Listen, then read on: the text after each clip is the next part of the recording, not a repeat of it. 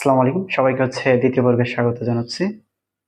প্রথম অধ্যায়ের প্রথম লেকচারে আমরা আলোচনা করছিলাম কোনটা মূলদ সংখ্যা আর কোনটা অমূলদ সংখ্যা, তাই না?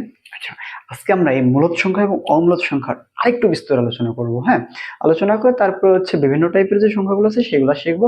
শিখে আমাদের প্রায় লেকচার শেষের পথেই হবে। হ্যাঁ, আমরা সংখ্যাগুলো চিন্তা করলে মোটামুটি বলা যায় যে পরবর্তী যে ধাপগুলো আছে সেগুলোতে অগ্রসর হইতে পারবো, কারণ সংখ্যা জিনিসটা খুবই ইম্পর্টেন্ট। আমরা যদি সংখ্যাই না চিনি তাহলে তো আর অঙ্ক করা সম্ভব না। হ্যাঁ, ওকে, আমরা যদি করি তাহলে মূলদ সংখ্যা। দেখো আমরা আমি লিখি মূলদ সংখ্যা, আরেকটা লিখছিলাম অমূলদ সংখ্যা, তাই না? অমূলদ সংখ্যা একটু দেখো। আচ্ছা, আমরা মোটামুটি গতদিন এই মূলদ সংখ্যা অমূলদ সংখ্যা নিয়ে আমরা আলোচনা হয়েছিল। কোনটা মূলদ সংখ্যা কোনটা অমূলদ সংখ্যা সেটার আমরা পরিচয় নিয়ে আমরা কথা বলছিলাম, তাই না? আজকে দেখো এই মূলদ সংখ্যার একটু চিন্তা করে দেখো, আমি সংখ্যাগুলো একটু রিমাইন্ড করি। ধরো 3.20 বা 25, এইটা একটা সংখ্যা লিখলাম, তাই না? এটা একটা মূলদ সংখ্যা। ওকে, তারপর একটা লিখলাম ধরো 3.35678 2, তারপর এটা কি চলমান, এটা একটা কি অম্লদ সংখ্যা, তাই তো? আমরা গতদিন এগুলো দেখছিলাম। আচ্ছা ঠিক আছে, এবার মূলদ। এখন দেখো এটা যে কেন মূলদ সংখ্যা এটা আমরা শিখবো আজকে। এটা কেন অম্লদ সংখ্যা এটা শিখবো। অর্থাৎ গণিতের সবচেয়ে বেশি ইম্পর্টেন্ট এটা কেন কথার উত্তর। যেদিন আমরা কেন কথার উত্তর বের করতে পারবো সেদিন গণিত আমাদের মোটামুটি অনেকটাই সহজলভ্য হয়ে আসবে। হ্যাঁ, মানে আমাদের হাতের নাগালে চলে আসবে। ধরো এই সংখ্যাটা আমরা যদি দশমিক ভগ্নাংশ থেকে সাধারণ ভগ্নাংশে যাওয়ার যে প্রক্রিয়া সেটা শিখি নাই, ধরে নিলাম লেকচারের সুবিধার্থে সেটা আমরা পারি। 325 ডিভাইডেড, দশমিকের পরিবর্তে একটা 1, তারপরে যতগুলো অঙ্ক থাকবে 0। আচ্ছা, এই সংখ্যাটা চলে আসলো, তাই না? আচ্ছা ঠিক আছে, এইটাকে যদি আমরা যদি করি একটু দেখো। হ্যাঁ, খেয়াল করো, দেখো 3, তারপরে 3 দশমিক তুলে দিলাম 5 6 7 8 2, তারপরে কিন্তু আমি জানি না, একটু দেখো। হ্যাঁ, তারপরে আমি জানি না, তারপরে ডিভাইডেড দিলাম, দশমিক তুলে দিয়ে 1 দিলাম, বাকি যতগুলো অঙ্ক আছে ততগুলোর পরিবর্তে কি 0 দেবো। আচ্ছা, কয়টা 0 দেবো সেটা কি আমি জানি? কারণ আমার এই সংখ্যাটা তো চলমান ছিল। আমি চলমান কত পর্যন্ত সেটা কিন্তু আমি জানি না, অসীম পর্যন্ত হইতে পারে। এখন আমি অসীম সংখ্যক শূন্য দেওয়া সম্ভব আমার পক্ষে? তার মানে এইটাকে কি এই যে এই আকার ভগ্নাংশ আকারে কি লেখা যায় বলো তো? তোমরা বলো, এটাকে কি ভগ্নাংশ আকারে লেখা যায়? অবশ্যই যায় না। কিন্তু দেখো, যেটা সসীম সেটাকে কি ভগ্নাংশ আকারে আমি লিখতে পারি। এখন এটাকে তো এই জায়গায় দেখো আমি নির্দিষ্ট সংখ্যা দিলাম, দেখা যায় 325 ডিভাইডেড 100। তো এই জায়গায় 325-এর জায়গায় অর্থাৎ দশমিক সংখ্যা যদি 4.5 থাকতো, 4.68 থাকতো, নানান কিছু থাকতে পারে। তো এটা একটা আদর্শ আকার আনি। কেমন আদর্শ আকারে বলো? এটাকে দিলাম উপরের লবটাকে দিলাম পি, আর নিচের হরটাকে দিলাম কিউ। তার মানে যখন আমি মূলদ সংখ্যা নিয়ে আলোচনা করতেছি, দেখো এই সংখ্যাটাকে কি আমি পি বাই কিউ আকারে প্রকাশ করতে পারতেছি। কিন্তু অম্লদ সংখ্যার ক্ষেত্রে যদি একটু চিন্তা করে দেখো, এটাকে কি পি বাই কিউ আকারে প্রকাশ করতে পারতেছি না। ক্লিয়ার? তাহলে আমরা মূলদ সংখ্যার সংজ্ঞা দিতে পারি না যে যে সকল সংখ্যাকে পি বাই কিউ আকারে প্রকাশ করা যায় তাকে মূলদ সংখ্যা, আর যে সকল সংখ্যাকে পি বাই কিউ আকারে প্রকাশ করা যায় না তাকে অমূলদ সংখ্যা। ওকে, এই সংখ্যাগুলো হয়তো বইয়ে লেখা আছে, আমি সংখ্যাগুলো লিখে আর সময় নষ্ট করতেছি না। ওকে, কারণ সময়টা খুব বেশি গুরুত্বপূর্ণ। এখন দেখো এই জায়গায় বইতে যখন দেখবা পি কিউ পরস্পর কি শর্ত দেওয়া আছে, বাট পি কিউ পরস্পর সহমৌলিক সংখ্যা। দেখো এইটাই সহমৌলিক সংখ্যা। সহমৌলিক সংখ্যা কাকে বলে? তার আগে মৌলিক সংখ্যা কাকে বলে এটা শিখি। মৌলিক সংখ্যা কি বা প্রাইম নাম্বার, যে সকল সংখ্যাকে ওই সংখ্যা এবং এক ব্যতীত অন্য কোনো সংখ্যা দ্বারা কি করা যায় না, ভাগ করা যায় না, তাকে মৌলিক সংখ্যা বলা হয়। ক্ষুদ্রতম মৌলিক সংখ্যা যদি দেখি কত 2, তারপরে যেটা একমাত্র জোড় মৌলিক সংখ্যা, আর সবগুলো বিজোড় 2 3 5 7 11, এগুলো কি আমাদের মৌলিক সংখ্যা। আচ্ছা, কিন্তু মৌলিক আর সহমৌলিক কি এক? অনেকেই বলে সমৌলিক সংখ্যা কোনটা বলতো? অনেকে বলে 1। ভাই 1 মৌলিক সংখ্যাও না, সমৌলিক সংখ্যা না। 1 ও একাই এক প্রকারের জাত। ক্লিয়ার? 1 ও একাই এক প্রকার জাত, ও কোনো মৌলিক সংখ্যাও নয়, সমৌলিক সংখ্যা নয়। ক্লিয়ার? তাহলে সমৌলিক সংখ্যা কাকে বলে? দুটি সংখ্যার, ক্লিয়ার করে দেই, দুটি সংখ্যার গসাগু যদি 1 হয় তবে ওই সংখ্যা দুটিকে পরস্পর সমমৌলিক সংখ্যা বলে। আমরা গণিতের ভাষায় এই জিনিসটাকে আমরা এইভাবে দিই, ফার্স্ট ব্র্যাকেট দিয়ে যদি কোনো কিছু বোঝাই তবে এই যে ফার্স্ট ব্র্যাকেট দিলাম না, এই ফার্স্ট ব্র্যাকেট চিহ্ন বলতে বোঝাচ্ছি 1 লিখছি না, এই পি এবং কিউ এর গসাগু কত 1, আমি গণিতের ভাষায় লিখছি। ওকে, তার মানে কি যদি দুইটি সংখ্যার গসাগু 1 হয় তবে তারা একজন আরেকজনের পরস্পর সহমৌলিক। সহমৌলিক সংখ্যা এককভাবে কখনোই প্রকাশ করা সম্ভব না, সহমৌলিক সংখ্যা কি নির্ভরশীলতা প্রকাশ করে একজন আরেকজনের উপর। ক্লিয়ার কথাটা? তাহলে যেমন আমরা হচ্ছে ধরো সুবিধার্থে হচ্ছে কত নেই, একটা ভিন্ন টাইপের নিই। হ্যাঁ, ধরো হচ্ছে 8 নিলাম আর হচ্ছে 15 নিলাম। এখন দেখো এই 8টাও কিন্তু মৌলিক সংখ্যা নয়, 15টাও নয়, কারণ এটা একটি কি যৌগিক সংখ্যা যাকে আমরা ভাঙতে পারি, কিন্তু এরা কি পরস্পর সমমৌলিক।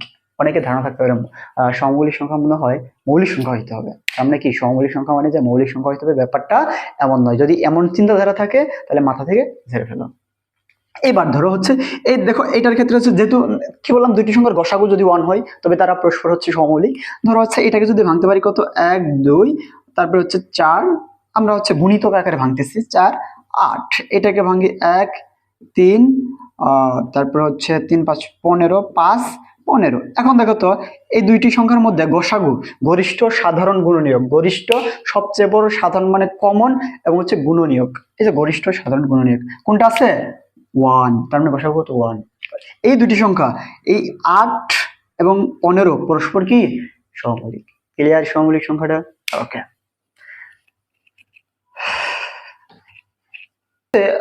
এটা খেয়াল করো যখন আমরা মূলদ সংখ্যা বা হচ্ছে অমূলদ সংখ্যার সংখ্যা পড়ছি তখন কি আমরা মোটামুটি সংখ্যাটা শিখলাম যে সকল সংখ্যাকে পি বাই কিউ আকারে প্রকাশ করা যায় তাদেরকে মূলদ সংখ্যা বলে, এবং পি কিউ পরস্পর সমমৌলিক। একটা শর্ত কি ছিল, কিউ নট ইকুয়াল 0। এখন দেখো কিউ সমান সমান যদি আমি হচ্ছে 0 দেই, কিউ সমান সমান যদি 0 দেই তাহলে পি বাই 0, তার মানে এটা ফলাফল কি আসতেছে অসীম। সেই জন্য আমাকে কি হইতে হয়, Q naught equal 0। Q naught equal 0 বলতে কি বোঝাচ্ছে, কিউ সমান সমান 0 বসানো যাবে না, বাকি যাই বসাবো না কেন সেটার জন্য এই ফাংশনটা বা হচ্ছে এই যে ভগ্নাংশটা সেটা ভ্যালিড কিছু মান প্রকাশ করবে। ওকে, আমাদের মূলদ অমূলদ নিয়ে ক্লিয়ার। আমরা নিচের কোনটা সংখ্যা আগের পর্বে আমরা শিখছি কোনটা মূলদ সংখ্যা কোনটা অমূলদ সংখ্যা, আজকে আমরা মূলদ অমূলদ সংখ্যার সংজ্ঞা পড়লাম। হ্যাঁ, এখন আমরা এখান থেকে আরো বেশ কিছু জিনিস দেখব। কি জিনিস দেখব? এখানে হচ্ছে ওকে, আমি হচ্ছে এটা মুছে দিলাম। মূলদ সংখ্যা দেখবো আবার আরো প্রকার আছে, তারপর হচ্ছে অমূলদ সংখ্যা দেখবা আরো প্রকার আছে। তো সেক্ষেত্রে হচ্ছে সেগুলো বইয়েতেই আছে ইন্ডিভিজুয়ালি, কারণ আমাদের এই জায়গায় হচ্ছে সবচেয়ে বেশি গুরুত্ব হচ্ছে মূলদ আর অমূলদ সংখ্যা। আর বাকি যে সংখ্যাগুলো সেগুলোর পরিচয় আমরা এখন জানবো, জানলে আমাদের এই অধ্যায় সংখ্যার শ্রেণীবিন্যাসটা ক্লিয়ার হবে। আচ্ছা, আমি বোর্ডটা ক্লিয়ার করে নিলাম। এখন দেখো মূলদ সংখ্যা এবং অমূলদ সংখ্যা আমরা চিনলাম, তার সংজ্ঞা জানলাম। তারপরে আর বাকি যে সংখ্যাগুলো ক্লাসিফিকেশন গুলো আছে দেখবো বইয়ে একটা সুন্দর একটা চার্ট আছে, সেই চার্ট অনুযায়ী আমি লিখে আর সময় নষ্ট করতেছি না, কিন্তু আমার যে জিনিসটা এই জায়গা থেকে আমাকে কাজ করতে হবে, যে জিনিসটা আমাকে নিতে হবে সেটা হচ্ছে সংখ্যাগুলো আমাকে চিনতে হবে, কোনটা কোন সংখ্যা এবং কেন এটা, এইগুলো আমরা হচ্ছে চিনবো। ওকে,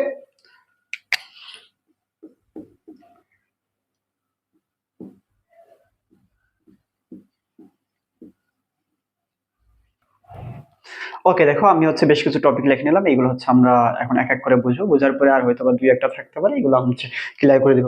আজকে হচ্ছে আমরা সংখ্যার মোটামুটি সংখ্যার শ্রেণী বিন্যাস ইতি টানবো। এখন দেখো প্রথম স্বাভাবিক সংখ্যা বা ন্যাচারাল নাম্বার, এই সংখ্যাগুলো কোনগুলো 1 2 3 4 5 6, এই সংখ্যাগুলোকে আমরা স্বাভাবিক সংখ্যা বলে থাকি। তারপর হচ্ছে দেখো পূর্ণ সংখ্যা, পূর্ণ সংখ্যার যদি একটু করে থাকি দেখবা শূন্য সহ সকল ধনাত্মক এবং ঋণাত্মক সংখ্যাকে হচ্ছে পূর্ণ সংখ্যা বলে থাকি। কারণ পূর্ণ সংখ্যাকে আমি 3টা ভাগে বিভক্ত করতে পারি। পূর্ণ সংখ্যার বিভক্তিকরণ যদি দেখি তাহলে দেখবা শূন্য, দেখো আমি পূর্ণ সংখ্যার একটু বিভক্তিকরণটা দেখাচ্ছি। পূর্ণ সংখ্যা, দেখো পূর্ণ সংখ্যাকে আমি এভাবে বিভক্ত করতে পারি, একটা হচ্ছে ধনাত্মক সংখ্যা 0, একটা হচ্ছে ঋণাত্মক সংখ্যা। ওকে,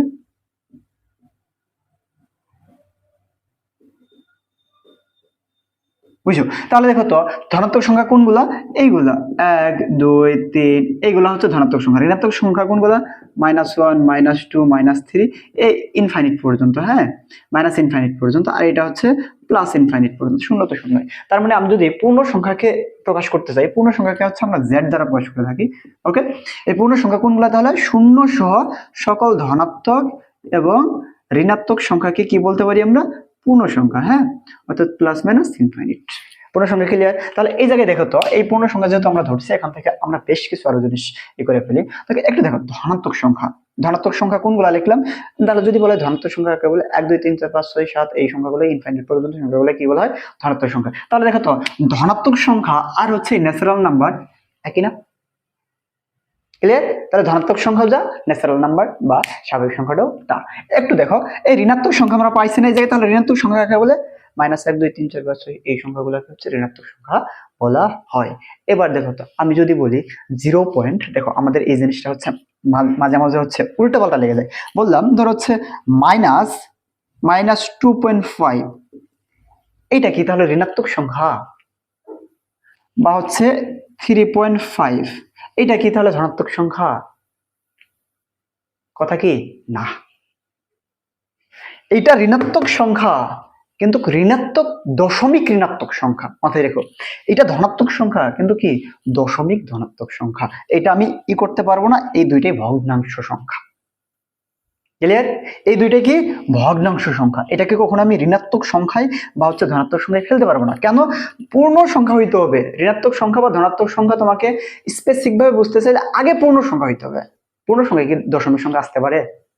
আসতে পারে না, কোনো ভাবেই সম্ভব না, বুঝছো? ক্লিয়ার? তাহলে হচ্ছে যদি আমার -2.5, এটা কি আমরা কোথায় এটাকে ফেলবো, দশমিক সংখ্যায়, কিন্তু চিহ্ন ঋণাত্মক। এটা 3.5, এটা কোথায় বলবো, দশমিক সংখ্যায়, অর্থাৎ দশমিক ভগ্নাংশ যেটা আসবে সেটাতে, ক্লিয়ার? আচ্ছা, যদি এগুলা নিয়ে হচ্ছে বেশ কিছু হচ্ছে আমাদের ঝামেলা থেকে যায়। এবার দেখো আমি ঋণাত্মক সংখ্যা শিখলাম, ধনাত্মক সংখ্যা শিখলাম, ঋণাত্মক সংখ্যা শিখলাম, ক্লিয়ার? পূর্ণ সংখ্যা শিখলাম। আচ্ছা, এবার একটা জিনিস দেখো, আমার মোটামুটি পূর্ণ সংখ্যা শেষ, ঋণাত্মক সংখ্যা শেষ, ধনাত্মক সংখ্যা শেষ, স্বাভাবিক সংখ্যা শেষ, তারপরে আছে অঋণাত্মক সংখ্যা। আচ্ছা, অঋণাত্মক সংখ্যা মানে কি, যেটা আছে অঋণাত্মক সংখ্যা। অঋণাত্মক সংখ্যা মানে কি, মানে এই জায়গায় হচ্ছে নেগেটিভ কিছু বোঝায়, গণিতে বলতে নেগেটিভ কিছু বোঝায়, না বোধক বোঝায়। মানে কি, অঋণাত্মক মানে ঋণাত্মক নয়। ঋণাত্মক নয় এমন সংখ্যা কি কি বলা হয়, অঋণাত্মক। দেখো আমরা যখন পূর্ণ সংখ্যা পড়ছিলাম, পূর্ণ সংখ্যায় যদি আমরা দেখি, পূর্ণ সংখ্যা মানে কি, শূন্য সকল ধনাত্মক এবং ঋণাত্মক। আচ্ছা আচ্ছা, তাহলে পূর্ণ সংখ্যা থেকে যদি আমি হচ্ছে ঋণাত্মক সংখ্যাটা বাদ দিই, কি থাকে বলতো,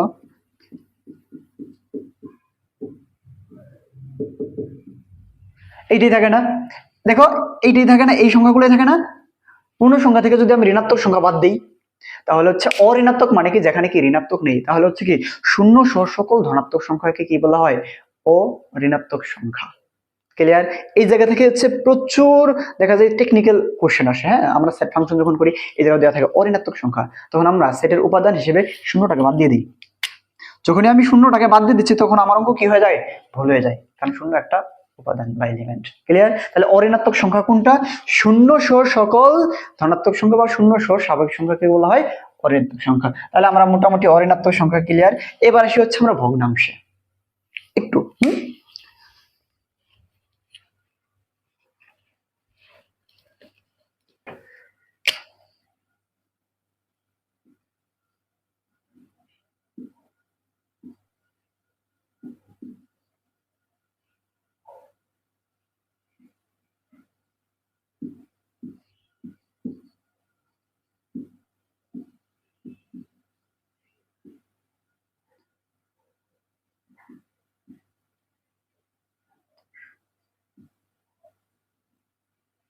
দেখো আমরা ভগ্নাংশগুলোকে হচ্ছে দুই ভাবে বিভক্ত করতে পারি, একটা হচ্ছে সাধারণ ভগ্নাংশ, আর একটা হচ্ছে দশমিক ভগ্নাংশ।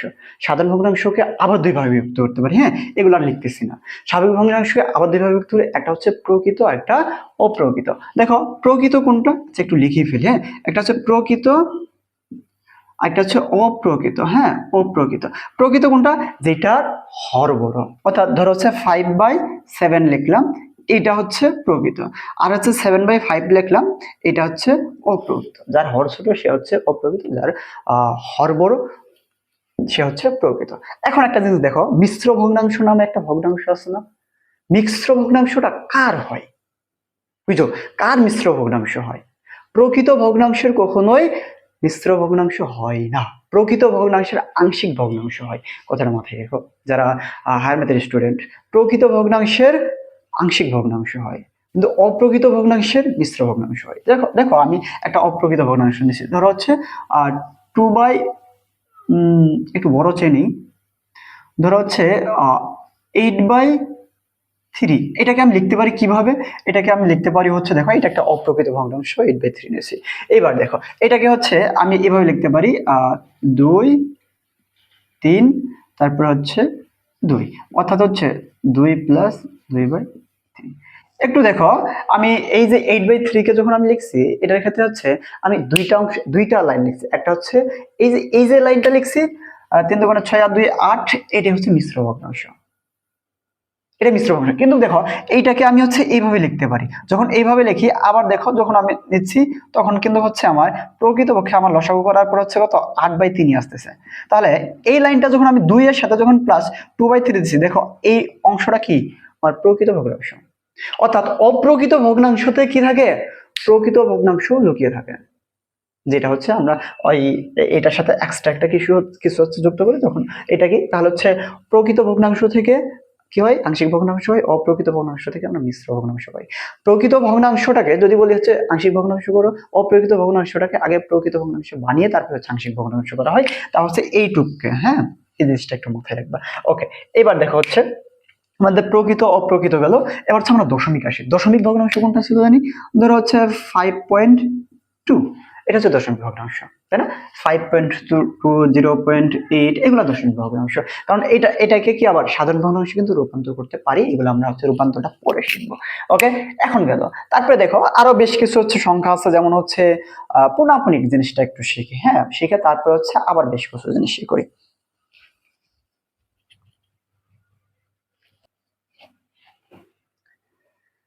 ওকে, এবার দেখো আমি যখন হচ্ছে তোমাদের মূলদ আর অম্লদ সংখ্যার চিনার উপায় শিখেছিলাম, তখন দেখো এইভাবে লিখছিলাম।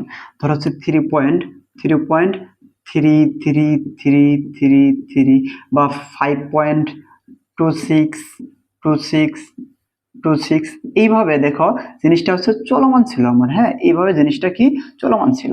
কিন্তু দেখো তো দশমিকের পরে, পূর্ণ সংখ্যাটুকু বা দশমিকের পরে একটা জিনিস কি বারবার আবর্তিত হচ্ছে না? এই টাইপের যদি থাকে, দশমিকের পর একটা জিনিস বারবার আবর্তিত আবর্তিত হচ্ছে। ধরো একটা দিলাম 6.2565656, একটু দেখো। হ্যাঁ, আমি হচ্ছে তিনটা এই লেখছি পরপর।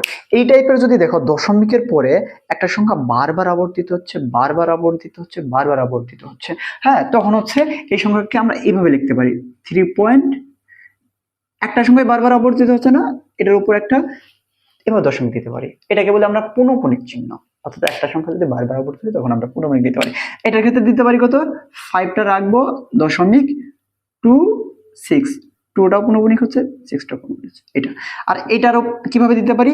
6.2, কিন্তু দেখো এই জিনিসটা ভুল করে না, আমার 2টা কিন্তু হচ্ছে পুনঃপুনিক হচ্ছে না, জাস্ট 2টা আছে, কিন্তু হচ্ছে কত 5 6, এগুলো কিন্তু পুনঃপুনিক হচ্ছে।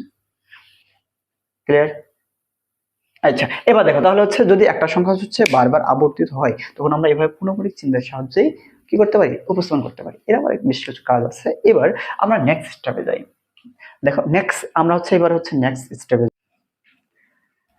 দেখো মোটামুটি আমি একটু একটু আমি হচ্ছে ক্লিন করে নিলাম। ওকে, এখন হচ্ছে যেটা ছিল, দেখো আমরা সাধারণটা ক্লিয়ার। ওকে, সাধারণের মধ্যে যেগুলো হচ্ছে আমাদের প্রকারভেদ ছিল সেগুলো আমরা ক্লিয়ার করছি। এখন হচ্ছে দশমিকের মধ্যে আসি। দেখো এই দশমিক ভগ্নাংশটাকে হচ্ছে আবার হচ্ছে আমরা দুইভাবে বিভক্ত করতে পারি। কি কিভাবে? একটা হচ্ছে হয়তো বিভিন্নভাবে ক্লাসিফিকেশন থাকতে পারে, তোমরা এইভাবে শিখে নিও।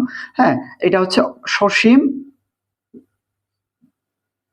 একটা হচ্ছে অসীম। বুঝছো সসীম কোনটা? যেমন হচ্ছে ধরো 3.25, এটা সসীম, তাই না? দশমিকের পরে দেখো আমি শেষ অর্থাৎ সীমানাটা জানি। অসীম কোনটা বলতো? এই অসীমকে আবার হচ্ছে আমি দুইভাবে বিভক্ত করতে পারি।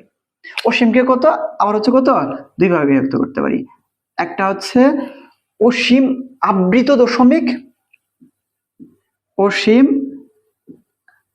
আবৃত দশমিক ভগ্নাংশ সংখ্যা, দশমিক ভগ্নাংশ সংখ্যা। আরেকটা হচ্ছে দেখো অসীম আবৃত, একটা হচ্ছে অসীম অনাবৃত দশমিক ভগ্নাংশ সংখ্যা। এই হোক, এই যে এটা হচ্ছে দশমিক ক্ষেত্রে, দশমিকটা আমরা দুই ভাগে ভাগ করছি, সসীম আর অসীম। সসীমটা তো আমরা ক্লিয়ার, অসীমটাকে হচ্ছে আরো দুই ভাগে ব্যক্ত করা যাচ্ছে। একটা আছে কি সসীম আবৃত দশমিক ভগ্নাংশ সংখ্যা। সসীম আবৃত দশমিক ভগ্নাংশ সংখ্যা কোনটা হতে পারে? দেখো এই যে 3 পয়েন্ট কত, যেমন হচ্ছে 3 এটা লিখছি না? এটা দেখো তো এই 3 এর পরে, দশমিকের পরে, এই দশমিকের পরে দেখো তো বারবার 3টা আবৃত হচ্ছে না, বারবার 3টা আসতেছে না, কিন্তু কত পর্যন্ত, এই 3 কত পর্যন্ত গেছে আমি কি জানি?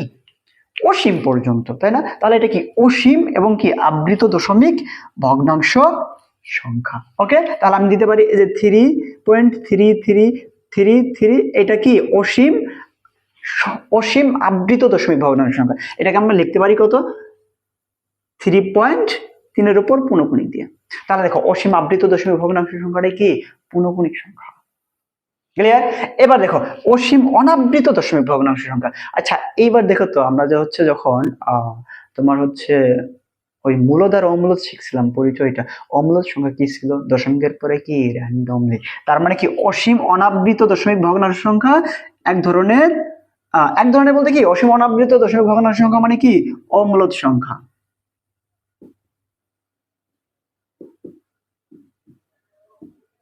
বুঝছো?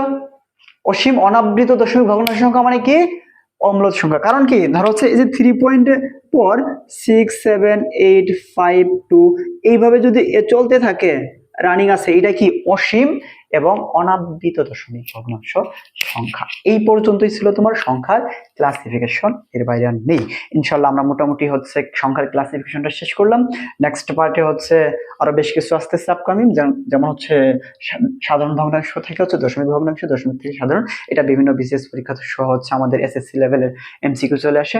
আশা করি নেক্সটের জন্য হচ্ছে সবাই প্রস্তুতি নাও, এবং সেই সাথে কারো যদি এই সংখ্যার ক্লাসিফিকেশন নিয়ে কোনো প্রশ্ন থাকে আমার হচ্ছে কমেন্ট বক্সে জানানোর অনুরোধ থাকলো, অবশ্যই আমি চেষ্টা করবো সুন্দর একটা উত্তর দেওয়ার জন্য।